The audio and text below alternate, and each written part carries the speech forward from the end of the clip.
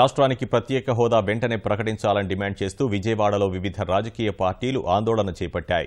Congress party చేపట్టిన నిరసన కార్యక్రమాల్లో కేంద్ర మాజీ మంత్రి పళ్లం రాజు పాల్గొన్నారు. రాష్ట్ర విభజన సమయంలో అప్పటి ప్రధాని మన్మోహన్ సింగ్ ఇచ్చిన హామీని వెంటనే ఎన్డీఏ ప్రభుత్వం అమలు చేయాలని కోరారు. గవర్నర్పేట, బీసెంట్ రోడ్డు ప్రాంతాల్లో కాంగ్రెస్ శ్రేణులతో కలిసి ప్రదర్శన నిర్వహించారు.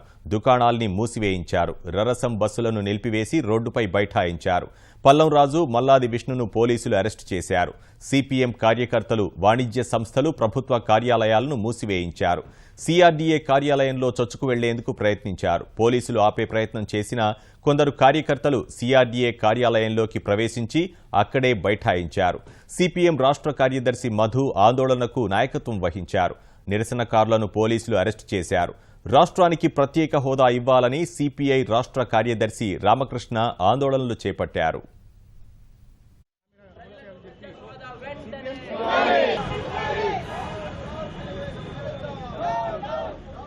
ఢిల్లీలో పెద్ద కుట్ర జరుగుతూ ఉంది.